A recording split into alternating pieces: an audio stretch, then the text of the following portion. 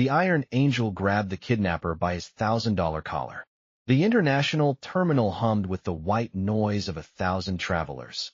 Gate announcements echoing off polished floors, the rumble of rolling suitcases, the pleasant murmur of people discussing vacation plans and business meetings.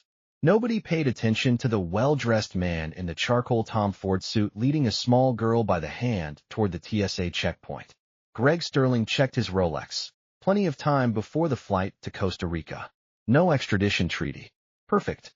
He tightened his grip on 7-year-old Lily's hand, his manicured fingers digging into her small wrist hard enough to leave marks. She winced, but didn't cry out. Not yet. Smile, pumpkin, Greg whispered, his voice dripping with artificial affection as a TSA agent glanced their way. We have a plane to catch. Daddy's taking you on a special vacation, remember? Lily's sneakers dragged against the polished airport floor. Her heart hammered against her ribs like a caged bird. She looked around desperately. Security guards were checking an elderly woman's bags. People were buried in their phones. A businessman argued loudly into his Bluetooth headset about quarterly earnings. Nobody was looking at her. They were 10 feet from the TSA checkpoint. Once they passed through that security line, once they got on that plane, she would disappear forever. Mom would never find her. The nice judge who said she could stay with Mom wouldn't matter anymore.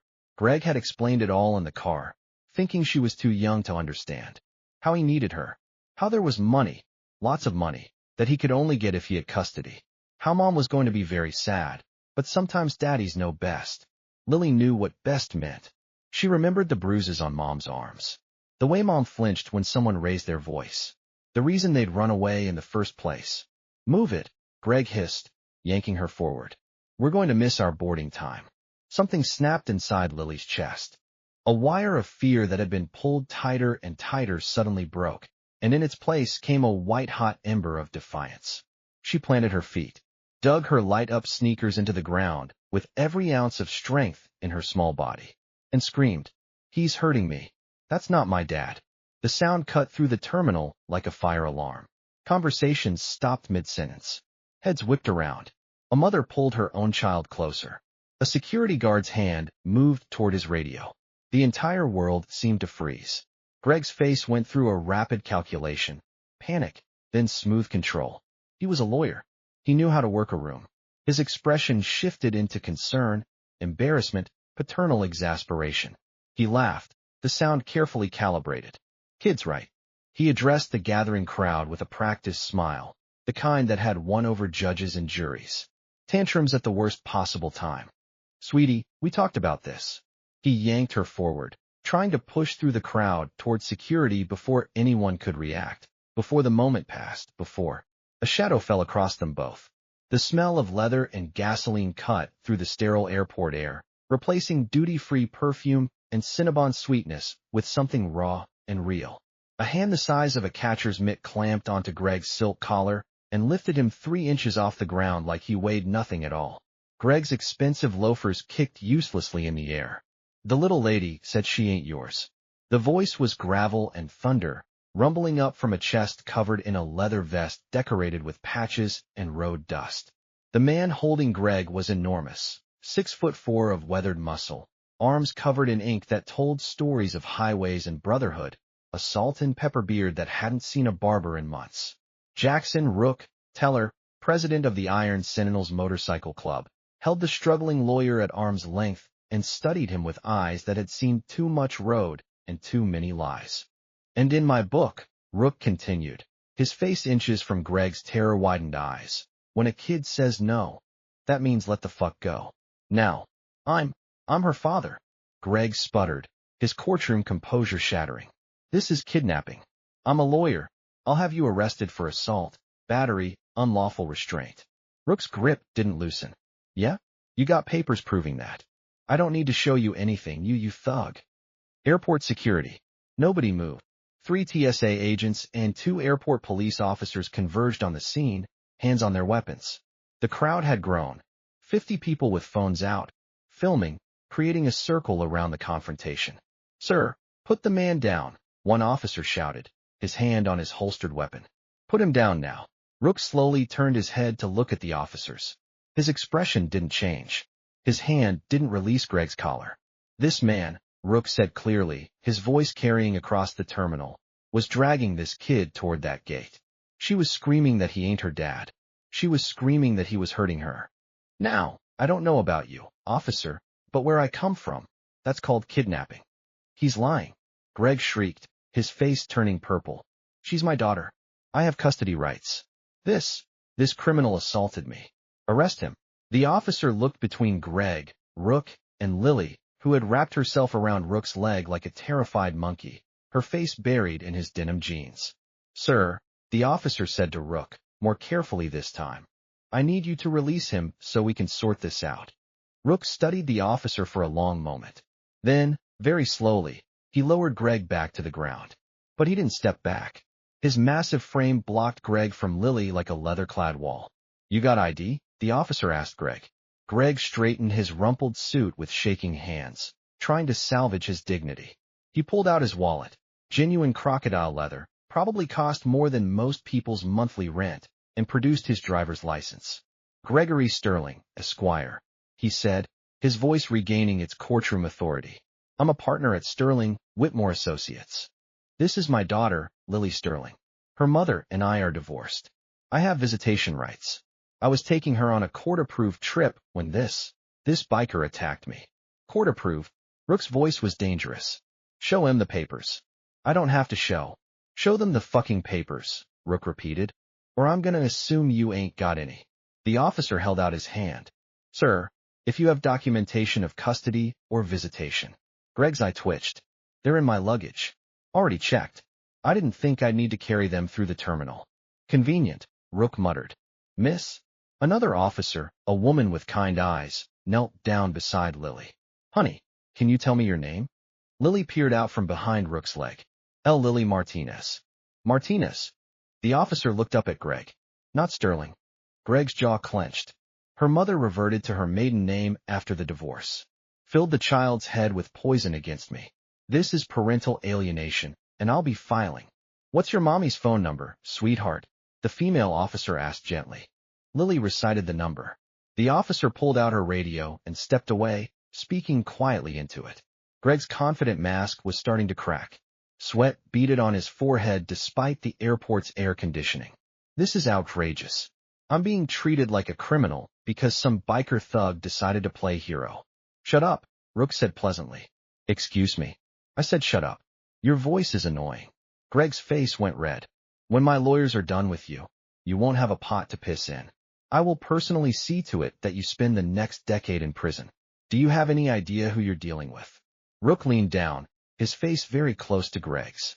Yeah, I'm dealing with a piece of shit in an expensive suit who thinks money means he can do whatever he wants. And buddy, he smiled, showing teeth. I've met 1,000 guys like you. You all bleed the same.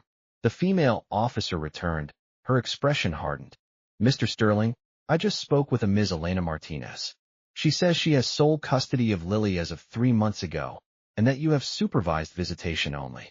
She also says she never approved any travel, and that you missed your last 3 supervised visits.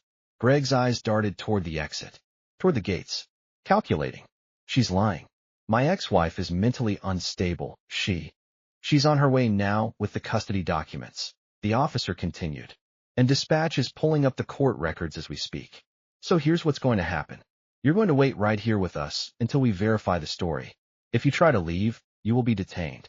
This is false imprisonment. No, Rook said quietly. False imprisonment is what you were going to do to that kid on a plane to Costa Rica. Greg's head snapped toward Rook. For just a moment, the mask fell completely, and something cold and calculating looked out from behind his eyes. How did you? Boarding pass is sticking out of your jacket pocket, dipshit. Non-extradition country. One-way ticket. Yeah, I know the game. The airport security officer picked up his radio. I need a supervisor to Terminal C, gate area. Possible parental abduction in progress. Greg's shoulders slumped. Then, like a cornered animal, he lunged, not toward the exit, but toward Lily. He didn't make it 2 feet. Rook's hand shot out and grabbed Greg by the throat, lifting him off the ground again. This time, there was no pretense of gentleness. Try that again, Rook growled, and they'll be picking up your teeth from here to baggage claim.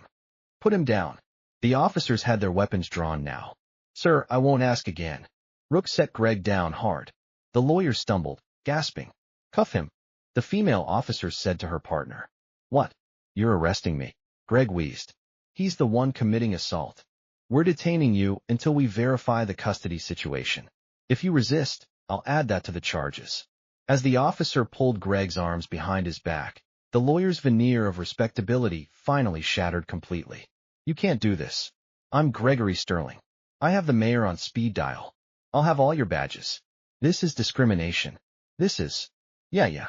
The officer clicked the handcuffs shut. You have the right to remain silent. I suggest you use it.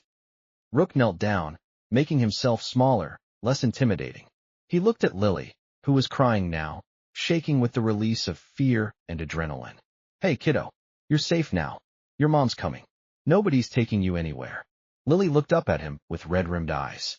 Are you a good guy? Rook's weathered face softened. I try to be. Most days. You look scary. Yeah, I get that a lot.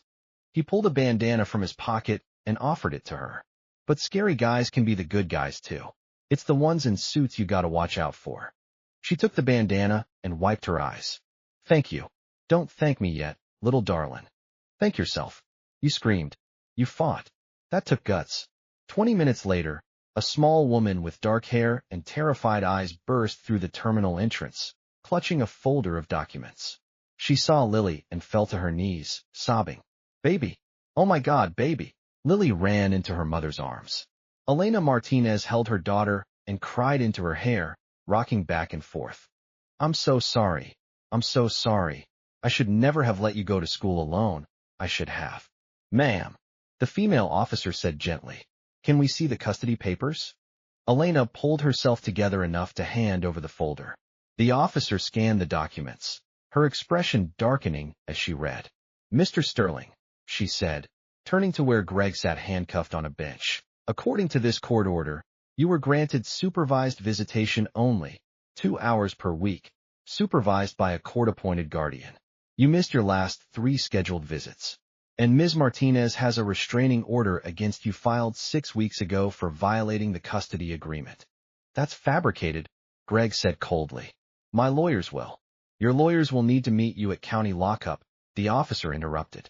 You're being arrested for attempted custodial interference, violation of a restraining order, and assault. She gestured to Lily's wrist, which was already bruising where Greg had grabbed her. As they led Greg away, he looked back at Rook with pure hatred. This isn't over, he said quietly. I will destroy you. Rook smiled. Get in line, counselor. Elena approached Rook hesitantly after giving her statement to the police. She was small, barely 5'3", with worry lines that aged her beyond her 28 years. I don't know how to thank you, she said, her voice breaking.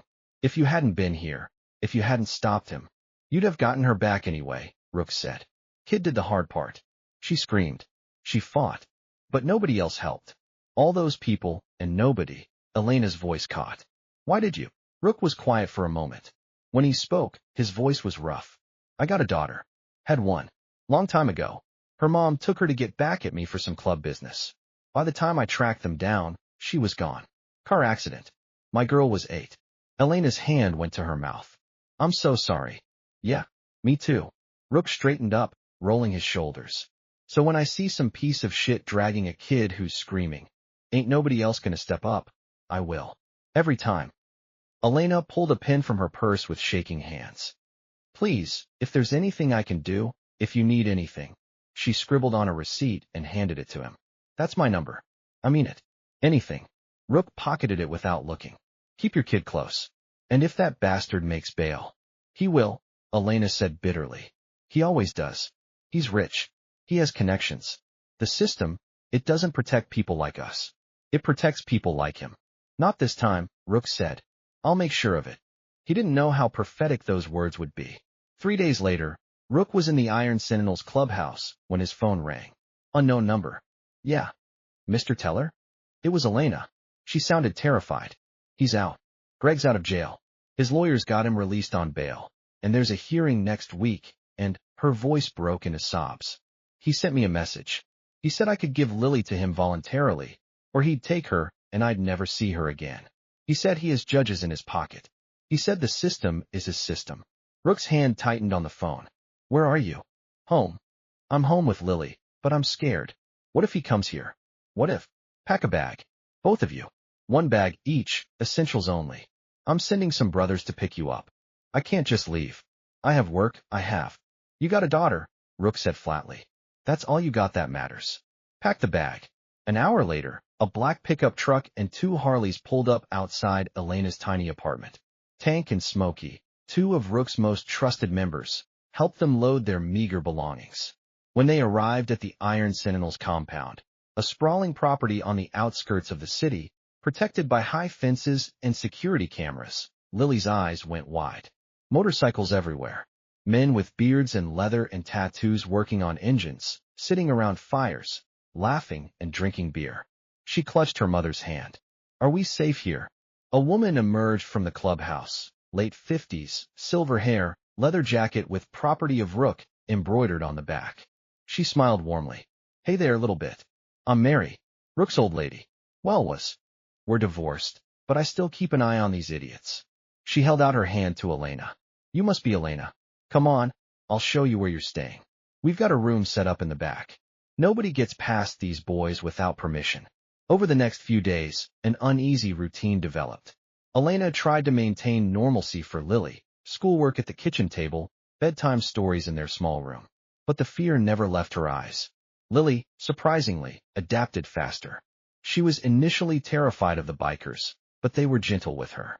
Smokey let her help him work on his bike, teaching her the names of parts. Tank, despite being 6'6" and covered in scars, turned out to make the best pancakes she'd ever eaten. And Rook became her shadow guardian. He didn't hover, didn't smother, but whenever she looked up, he was there, working on paperwork in the corner, checking the security feeds, making sure she was safe. One afternoon, while Elena was meeting with the club's lawyer, Lily approached Rook where he sat on the porch, cleaning his motorcycle chain. Can I ask you something? Shoot, kid. Why are you helping us? Mom says we can't pay you. Rook was quiet for a long moment, wiping grease from his hands. When I was your age, my old man used to knock my mom around, beat her bloody when he'd been drinking, which was most nights. And you know what the neighbors did? Lily shook her head. Nothing. They heard her screaming. They saw the bruises. They knew. And they did nothing. Because it wasn't their business. Because getting involved was messy. He looked at her, his eyes hard. I promised myself I'd never be that kind of man. So when I see someone who needs help, when I see a kid who's scared and a bastard who thinks money makes him untouchable, yeah, I'm gonna get involved. Every damn time. Lily was quiet. Then she pulled something from her pocket. A friendship bracelet made of colorful string. I made this for you. The purple is for brave. The black is for strong. And the yellow is for nice, even though you pretend you're not. Rook's throat tightened. He held out his wrist, and she tied it on with careful fingers. Thanks, kid. That night, the clubhouse phone rang. Rook answered. Is this the Iron Sentinel's motorcycle club? A crisp, professional voice. Who's asking? My name is David Whitmore, attorney for Gregory Sterling. I understand you're harboring my client's daughter against his wishes. Harboring? That's a strong word. We're providing protective custody to a mother and child fleeing a credible threat. Mr. Sterling has legal rights to his daughter. Interfering with those rights is a federal crime. I strongly suggest you return the child immediately, or we'll be forced to involve law enforcement. Rook smiled slowly. You do that, counselor. You call the cops. Tell them you want them to arrest a rape victim and her kid who's got a restraining order against your client. See how that plays in the media. There was a pause. Ms. Martinez was never raped. How do you know? Did she file a report? Or did she not file because she was scared shitless of a man who had lawyers and money and convinced her nobody would believe her? Another pause, longer this time. You're out of your depth, Mr. Teller. My client has resources you can't imagine. He will get his daughter back. The only question is whether you'll be arrested for obstruction when he does. Tell your client something for me, Rook said quietly. Tell him if he comes near that kid again, he's going to find out that money can't buy everything. Like a new set of teeth. Or working kneecaps. Are you threatening my client? No, counselor. I'm making a promise. You have a nice night. Rook hung up and immediately called church, a full club meeting. 15 minutes later, all the members were gathered in the meeting room, sitting around the battered wooden table that had seen decades of decisions. "We got a problem," Rook said without preamble. "Rich boy lawyer who got arrested for trying to kidnap his kid is out on bail. He's got expensive lawyers. He's got connections. And he's pissed." "How pissed?" Tank asked. "Pissed enough to threaten federal charges. Pissed enough that his lawyer called here making noise about law enforcement." Smokey leaned back in his chair. "So what do? We can't keep the woman and kid here forever. Eventually, the system's gonna side with money." "The system already sides with money," said Gage, the club's sergeant-at-arms. "Question is, what are we willing to do about it?" Rook looked around the table at faces he'd known for decades. Men who'd ridden through hell with him. Brothers in every way that mattered. "We do what we do best," he said. "We protect our own. Elena and Lily are under club protection now. That means nobody, not lawyers, not cops, not the fucking president, touches them without going through us first." "Amen to that," Tank rumbled. "But we're gonna need more than muscle," Rook continued. "We need leverage. Smokey, you still got contacts in the forensic accounting world." Smokey grinned. "My ex-wife. She hates my guts, but she owes me one." "Good. I want to know everything about Gregory Sterling. Where his money comes from. Where it goes.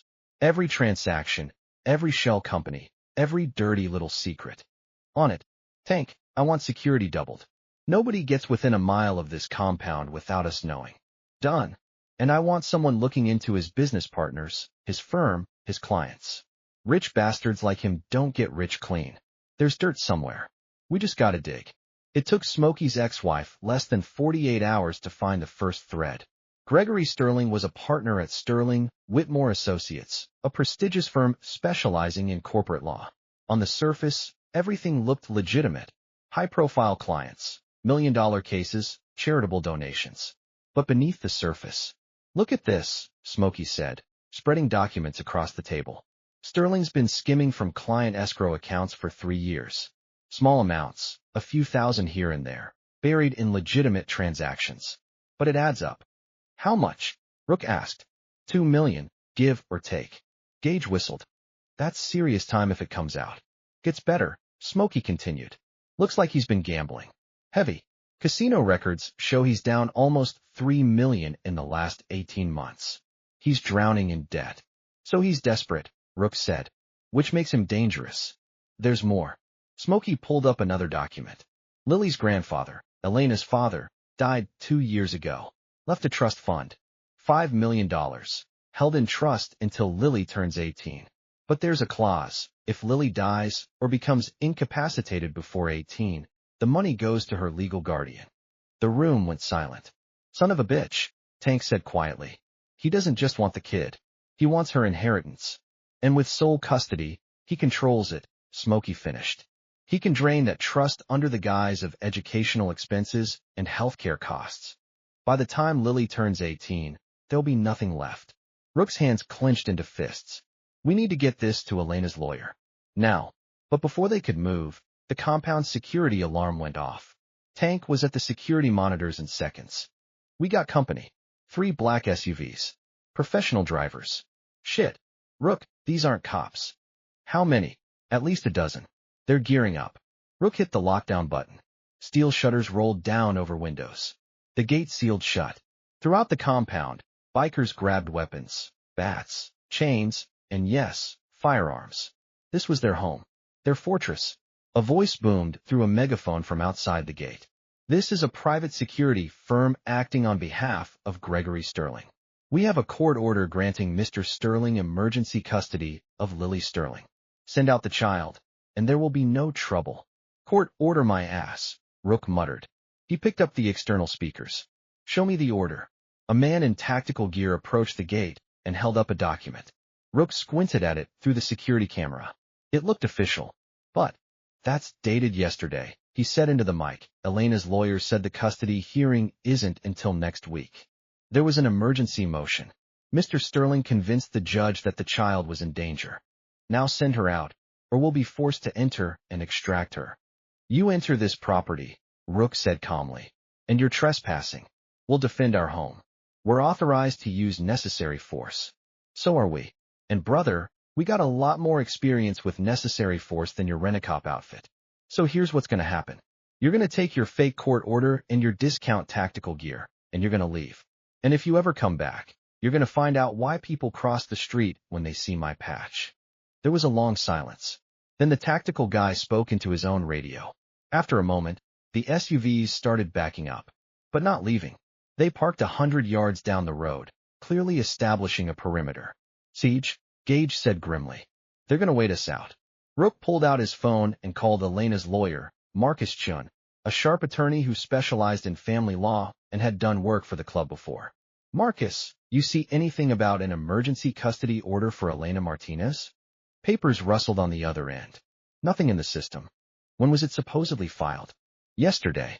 "It's fake. No judge would grant emergency custody without notifying the mother's attorney.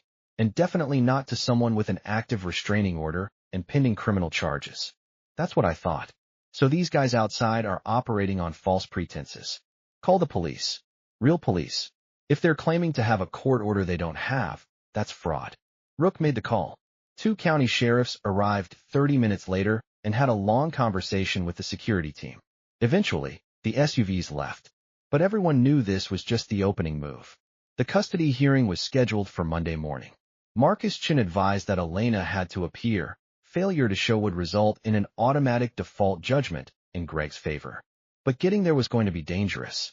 "He'll try something," Rook said at church the night before. "That fake court order was a test. He wanted to see how we'd react, what our defenses are. Now he knows we're dug in. So he'll hit us while we're moving." "We could call the cops for an escort," suggested Gage. "And if Greg's got cops on his payroll? Or a judge? We can't trust the system here." Tank cracked his knuckles. "Then we do it old school. Full convoy. 20 bikes. Every brother who can ride. We surround the car, and nothing gets through." That's what they did. Monday morning, Elena and Lily rode in Tank's reinforced pickup truck, windows bulletproof, frame reinforced. 23 iron sentinels rode formation around them, Rook at the front, Gage at the rear. They made it 12 miles before the ambush. It was a straightaway on the highway, minimal traffic. Perfect kill zone. A semi-truck broke down across both lanes, forcing the convoy to slow. At the same moment, 2 SUVs roared up from behind, and a van appeared from a side road. Doors opened. Men with guns. "Contact." Gage's voice crackled over the radio. "We got shooters." The first bullets hit Rook's bike. He swerved, dropped his speed, and let the bike slide out from under him in a controlled crash. He rolled, came up on his feet, and charged the nearest shooter. The man got off 2 shots. Both missed at close range because he was used to static targets, not a 6'4" biker moving like a freight train. Rook hit him like a linebacker, driving his shoulder into the man's gut and lifting him off the ground. They crashed into the SUV's door, denting metal. Rook's fist connected with the man's jaw. Once. Twice. The man went limp. Around him, chaos erupted. The bikers weren't just riders. They were fighters, street brawlers who'd been in 100 battles. They used their bikes as weapons, chains as whips, helmets as clubs. Smokey ripped a side mirror off his Harley and used it to deflect a gun pointed at him, then drove his bike into the shooter's knees. Tank stayed with the truck, his massive frame blocking the driver's door. When a mercenary tried to approach, Tank simply grabbed him by the vest and threw him into traffic. But there were too many. The mercenaries were professionals, ex-military. They had training and equipment. A bullet caught Gage in the shoulder. He went down. Rook saw red. He ripped a chain from his bike saddle and swung it in a wide arc. The heavy links caught a mercenary across the face, opening a gash from eyebrow to chin. The man dropped. "Fall back to the truck," Rook roared. "Protect the package." The bikers reformed into a defensive circle around Tank's vehicle. Inside, Elena held Lily, both of them low and terrified. Sirens wailed in the distance. Finally, the police were coming. The mercenaries heard them too. Their commander, a cold-eyed man with a radio, called retreat. They loaded into their vehicles and disappeared, leaving 4 of their number unconscious in the road. When the police arrived, they found a war zone. Spent brass casings, blood on the asphalt, dented vehicles, and 23 bikers standing in defensive formation around a pickup truck. The police wanted to arrest everyone, but Rook had been recording everything on his helmet cam. The footage clearly showed the mercenaries firing first, showed the bikers defending themselves, and the civilians in the truck. And when they ran the plates on the abandoned SUVs, they traced back to a security company that had Gregory Sterling listed as a client. Elena's lawyer had a field day with it. At the custody hearing, which Elena finally made it to, 3 hours late and traumatized, Marcus Chin presented the evidence. The fake court order. The ambush on the highway. The mercenaries. The judge, a stern woman in her 60s, looked at Gregory Sterling with undisguised disgust. Mr. Sterling, these are extremely serious allegations. Are you saying you had no knowledge of this attack? Greg, flanked by his lawyers, maintained his composure. Your Honor, I hired a security company to legally recover my daughter, who I believe to be in danger. If they exceeded their authority, that's on them, not me. A security company you paid $50,000 in the last week, according to financial records, Marcus interjected. I want my daughter back, Greg said, his voice breaking perfectly, playing the concerned father. I made mistakes in my past, I admit that. But I've been sober 6 months. I've been in therapy. I love my daughter, and I just want to be part of her life. The judge looked at Elena. Ms. Martinez, how do you respond? Elena stood, shaking. He's a liar. He beat me for 3 years. He threatened to kill me if I ever left. I have hospital records, Your Honor. Photos of bruises, broken ribs. I ran because I was terrified. And now he's trying to take Lily. Not because he loves her, but because of a trust fund, Marcus said, sliding documents across to the judge. Lily's late grandfather left her $5 million. Mr. Sterling is drowning in gambling debts and embezzlement allegations. He needs access to that money. Greg's lawyer shot to his feet. Objection. These are unsubstantiated allegations. They're subpoenaed bank records, Marcus said calmly. And I filed them with the State Bar Association. Mr. Sterling is currently under investigation for misappropriating client funds. The courtroom exploded into argument. The judge banged her gavel. Enough. Mr. Sterling, I'm denying your petition for custody modification. In fact, I'm suspending your visitation rights pending a full investigation into these allegations. Ms. Martinez retains sole custody. This hearing is adjourned. Greg's mask finally slipped. He stood, his face twisted with rage, and pointed at Elena. You think this is over? You think you've won? I will destroy you. I'll take everything. Mr. Sterling. The judge's voice cracked like a whip. One more word, and you'll be held in contempt. Bailiff, escort him out. As Greg was led away, still shouting threats, Rook caught Elena as she collapsed in relief. But it wasn't over. Greg Sterling was a cornered animal, and cornered animals are the most dangerous. That night, as the club celebrated their courtroom victory with beer and barbecue, Rook's phone buzzed. Unknown number. Text message. You should have taken the money when I offered it. Now you've made this personal. I'm coming for everything you love. Attached was a photo. Mary, Rook's ex-wife, leaving the grocery store. Rook went very, very still. He called Mary. No answer. Called again. Voicemail. Tank. Smokey. Roll out now. They found Mary's car in the grocery store parking lot. Driver's door open. Groceries scattered on the ground. No sign of Mary. Rook's phone rang. You took something of mine, Greg's voice said, distorted through a voice modulator. So I took something of yours. Fair trade, don't you think? If you hurt her, you'll what? Beat me up again? I'm done playing by rules. Tell her. You want your ex-wife back alive? Bring me my daughter. Alone. I'll text you the location. You have 2 hours. The line went dead. Rook stood there, phone in hand, ice flooding his veins. Tank put a hand on his shoulder. We go full force. Every brother. We find this bastard, and we end him. He said come alone. Fuck what he said. This is a trap. You know it's a trap. Yeah. Rook looked at his brothers. Which is why you're all gonna follow me from a distance. I go in alone, like he wants. But you're my backup. And when things go sideways, and they will, you come in hot. The location was an abandoned warehouse on the docks. Cliché, but effective. Isolated, lots of exits, hard to surround. Rook parked his bike outside and walked in, hands visible, no weapons drawn. Greg stood in the center of the warehouse, spotlights illuminating him like a stage. He'd changed. The expensive suit was gone, replaced with tactical gear. He held a pistol in one hand. Mary sat in a chair beside him, tied up but apparently unharmed. You came alone, Greg said, surprised. I thought you'd bring your biker buddies. You wanted me alone. I'm here. Let her go. Where's my daughter? Safe. Somewhere you'll never find her. Now let Mary go, and we can talk. Greg laughed. It was an ugly sound, completely devoid of sanity. Talk. I'm done talking. I'm done with lawyers and judges and pretending to be civilized. You know what I learned, Teller? The system doesn't work. You were right. Money can buy you a lot, but it can't buy you everything. He raised the gun and pointed it at Mary's head. But fear? Fear is free. And very, very effective. Greg, I want my daughter. I want what's mine. I've lost everything. My career, my reputation, my freedom. All because of you. Because you couldn't mind your own fucking business.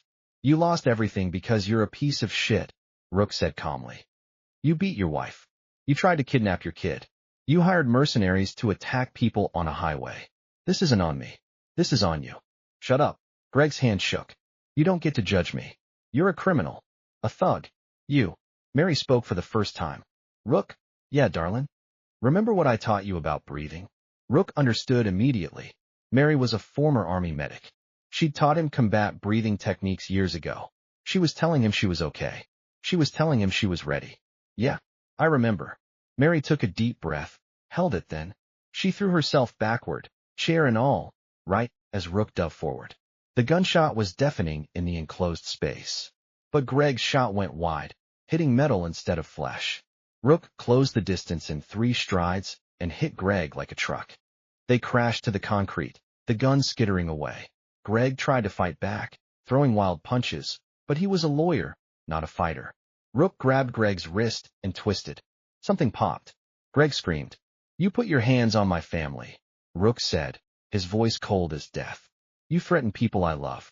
You hired men to hurt innocent people. He twisted again. Another pop. And you know what really pisses me off? You had every advantage. Money, education, opportunities. And you pissed it all away because you're too fucking arrogant to admit when you're wrong. Sirens wailed outside. Lots of them. Because Tank had called the police the moment Rook left, and they'd been tracking his phone the whole time. The cavalry was here.